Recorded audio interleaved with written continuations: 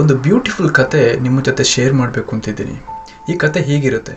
ಒಂದು ತುಂಬ ರಿಚ್ ಆದಂಥ ಒಂದು ಫ್ಯಾಮಿಲಿ ತನ್ನ ತಂದೆ ಮಗನನ್ನು ಕರ್ಕೊಂಡು ವಿಲೇಜ್ಗೆ ಹೋಗ್ತಾರೆ. ಯಾಕೆಂತ ಹೇಳಿದ್ರೆ ಅಲ್ಲಿನ ಜನರು ಯಾವ ರೀತಿ ತನ್ನ ಬಡ ಜೀವನವನ್ನು ಅನುಭವಿಸ್ತಾ ಇದ್ದಾರೆ ಅನ್ನೋದನ್ನು ತೋರಿಸ್ಕೊಳ್ಳಿಕ್ಕೋಸ್ಕರ ತನ್ನ ತಂದೆ ಮಗನನ್ನು ಕರ್ಕೊಂಡು ವಿಲೇಜ್ಗೆ ಹೋಗ್ತಾರೆ. ಸೊ ಅಲ್ಲಿ ಒಂದು ದಿನ ಅಲ್ಲಿ ಇರುವ ಫಾರ್ಮರ್ಸ್, ಅಲ್ಲಿ ಇರುವ ಫ್ಯಾಮಿಲಿ ಅವ್ರ ಜೊತೆಲ್ಲ ಟೈಮ್ ಸ್ಪೆಂಡ್ ಮಾಡ್ತಾರೆ. ಅದಾದಮೇಲೆ ದಿನ ಕಳೆದ ಹಾಗೆ ಸಾಯಂಕಾಲ ಮನೆಗೆ ರಿಟರ್ನ್ ಆಗಬೇಕು ಆ ಟ್ರಿಪ್ಪಿಂದ. ಆವಾಗ ತನ್ನ ತಂದೆ ಮಗನ ಹತ್ರ ಒಂದು ಪ್ರಶ್ನೆಯನ್ನು ಕೇಳ್ತಾರೆ, ಹೇಗಿತ್ತು ಇವತ್ತಿನ ಒಂದು ಟ್ರಿಪ್ ಹೇಗಿತ್ತು ಅಂತ ಕೇಳ್ತಾರೆ. ಅವಾಗ ಮಗ ಹೇಳ್ತಾನೆ, ತುಂಬ ಚೆನ್ನಾಗಿತ್ತು ಅಪ್ಪ, ಇವತ್ತು ನನಗೆ ತುಂಬ ಖುಷಿ ಆಯಿತು ಅಂತ ಹೇಳ್ತಾನೆ. ಸರಿ, ಈ ಟ್ರಿಪ್ಪಲ್ಲಿ ನೀನು ಏನೇನು ಕಲ್ತ್ಕೊಂಡೆ ಅಂತ ಕೇಳ್ತಾರೆ ಅಪ್ಪ.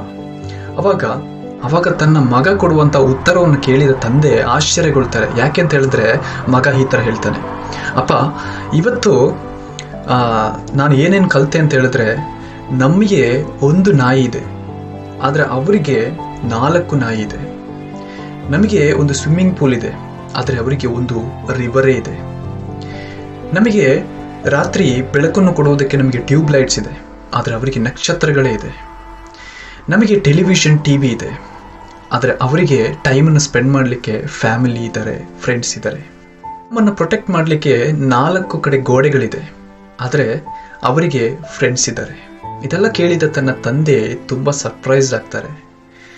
ಮಗ ಹೇಳ್ತಾನೆ, ತುಂಬ ಥ್ಯಾಂಕ್ಸ್ ಅಪ್ಪ, ನಾವು ಇಷ್ಟೊಂದು ಬಡ ಜೀವನವನ್ನು ಅನುಭವಿಸ್ತಾ ಇದ್ದೀರಾ ಅಂತ ನೀವು ತೋರಿಸ್ಕೊಟ್ಟಿದ್ದಕ್ಕೆ ತುಂಬ ಧನ್ಯವಾದಗಳು ಅಂತ ಹೇಳ್ತಾನೆ. ಇಲ್ಲಿ ಈ ಒಂದು ಸ್ಟೋರಿಯಲ್ಲಿ ಏನಿದೆ ಅಂತ ಹೇಳಿದ್ರೆ, ಮೋರಲ್ ಆಫ್ ದ ಸ್ಟೋರಿ ಏನು ಅಂತ ಹೇಳಿದ್ರೆ, ನಮಗೆ ನಿಜವಾಗಲೂ ನಮಗೆ ಹ್ಯಾಪಿನೆಸ್ ಅಥವಾ ಒಂದು ನಾವು ರಿಚ್ ಅಂತ ತೋರಿಸ್ಕೊಳ್ಳೋದು ಬರೀ ಹಣದಿಂದ ಮಾತ್ರ ಅಲ್ಲ.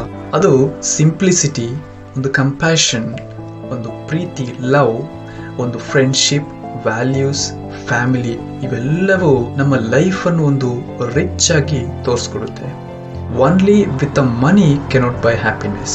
ಹ್ಯಾಪಿನೆಸ್ ಒಂದು ರಿಚ್ ಫೀಲಿಂಗ್ ನಮ್ಮ ಸುತ್ತಮುತ್ತಲಿನ ಫ್ಯಾಮಿಲಿ, ಫ್ರೆಂಡ್ಸ್, ರಿಲೇಟಿವ್ಸ್ ಎಲ್ಲ ಜಾಗದಿಂದ ನಮಗೆ ಒಂದು ಹ್ಯಾಪಿನೆಸ್ ಆಗಿರ್ಬೋದು.